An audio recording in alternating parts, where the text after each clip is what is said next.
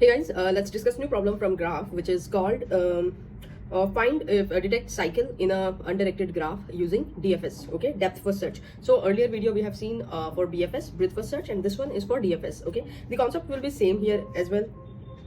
So let's say this is the graph is given to you, and this is its equivalent adjacency list. Okay, now you will create one visited array, okay, for its nodes, so like 1 2 3 4 5 1 2 3 4 5, okay, and then the concept here is we will visit all the nodes, okay, and if one node encountered which is already visited and not parent node of the current node, means from where this current node is coming, and if it is already visited, that then it means that someone else has visited that node. Okay, so it means a cycle exists in the graph. So that is the logic. So what you will do, see here, detect cycle. Okay, it will take vertices and adjacency list. Okay, and then you will create one visited array. So this is my visited array. Okay, and then if the node is not visited, okay, you will run one for loop for each vertices. Okay, why you are running the for loop? Because let's say if you have a graph which has which has component which is not connected. Let's say this is the graph. Okay, so this one is graph, but here this is one component, this is second component, and those components are not connected. So you can traverse this one, this one, this one, because they are connected. But how you will traverse this one? Okay, that's why we are using there one for loop, so that you can jump between the components. Okay, now you will use one component here. You will use for loop here. Okay, and then you will check if that node is not visited, then you will run DFS algorithm with that particular I, and it's a parent. So for start node, okay, the parent will be -1, otherwise it will be from where it is coming. Okay, and then you will so what is happening here in the DFS, if it will return you true, then you will return true, otherwise you will return false. Okay, now what is happening inside DFS? So it will take your start node, it's a parent node, okay, and then the visited array, and then your adjacency list. So you first mark visited node equal to true. So what you will do, let's say our start point is 1. Okay, so I will first mark this start point true, and then I will create one queue. Okay, and I'll put this this node with because this is a starting node, so its parent will be -1 into the queue. Okay, then I will pop the element from queue. So I will pop this 1 -1. Okay, means I will run DFS for this. So here not queue, I'm sorry, my bad. So we will not use here queue, right? Because this is DFS, not BFS. In BFS we use queue, and in DFS we use stack in the sense recursion.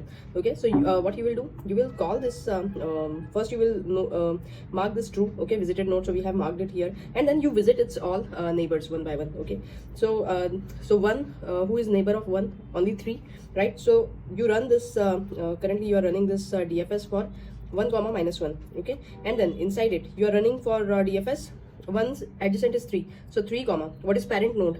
1, right? It is coming from 1, so 1, and then adjacency list, and your boolean variable will come. Now what is happening here in DFS 3, 1?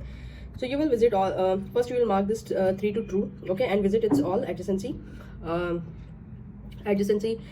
nodes, okay, neighbors. So 3 is going to 1, so you will check 1 is already visited, and 1 is the parent of 3, so that's okay. We will not consider it for calculating the cycle.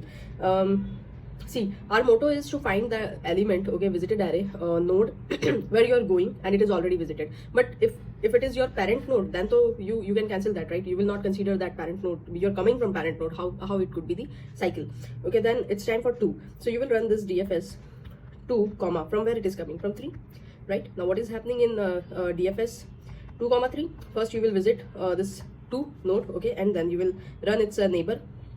So 2's neighbor is 3, 3 is already done, and 3 is the parent node, so that's okay. Now 4, okay, 4, and what is its parent? 2. Okay, after that I'll write here. So DFS 4, 2 will get run. Okay, so now 4, 2 it will go, so it will first mark this 4 to true, and then it will run for 5 and 2, right? So DFS DFS 5, 4. Now what is happening in DFS 5, 4? So 5, 4, first you will mark 5 to true, okay, and then 5, 4.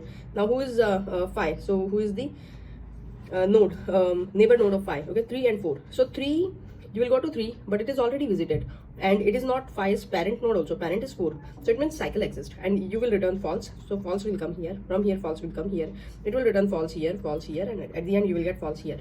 Okay, so that is what we are doing here. So you are traversing each neighbor node. Okay, if it is not visited, then you will add that you will call the DFS with the neighbor and it's a node. Okay, node will be your parent, and otherwise if neighbor is not equal to parent, okay, here neighbor was 3 and 3 was not equal to 4. 4 was our node. Okay, so then it means that you will return true. Means cycle exists. So if you're returning true, so you will get here true. Okay, means false I have returned like no cycle.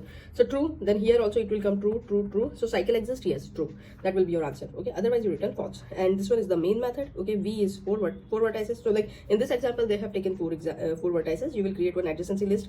You will add a new linked list into that adjacency list. So this one will be linked list of linked list. Okay, and add add ages. So because this is undirected graph, so if you have an age from 1 to 3, so there will be age from 3 to 1 also. So that's why you have used this twice. Okay, and then that's it. You call this detect cycle method. So that's it. Thank you.